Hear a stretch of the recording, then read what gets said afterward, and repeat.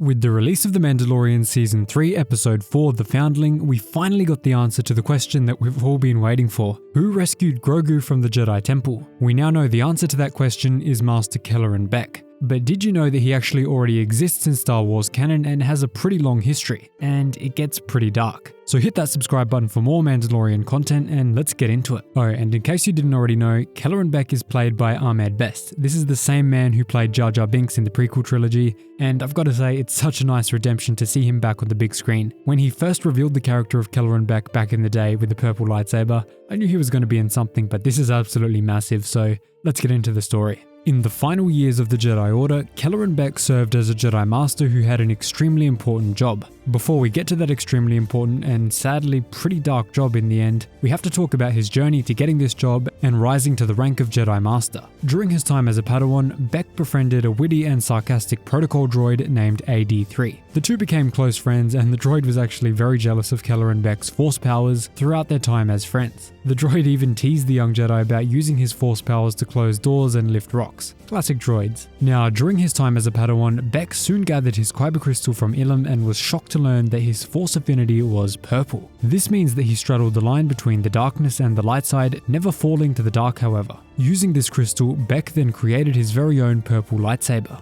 During his Padawan training, many Jedi Masters noticed that Beq was immensely skilled with the lightsaber, so much so that he gained the nickname the Sabered Hand. Soon after, he began serving on the starship Attilia and quickly rose to the rank of Jedi Master sometime later. Now, this is where things get dark. In the canon children's TV show called Jedi Temple Challenge, Kelleran Beq serves as the Jedi Master in charge of overseeing the trials of young Padawans and ensuring that they are fit to proceed to the next rank. These trials went on for a long time, but because of the time period that they took place in, pretty much every single one of the Padawans that he oversaw would have been slaughtered at the wrath of Anakin Skywalker during his march on the Jedi Temple. This makes Kelleran Beq's position one of the darkest possible in the final days of the Order. It's extremely sad to think about. After this, we get Kelleran Beq's second ever canon appearance in The Mandalorian Season 3, where he is the man who is given the crucial task of evacuating Grogu from the Jedi Temple during Order 66. Given his job in training Jedi Padawans for their final trials means he was probably training Grogu at the time of Order 66.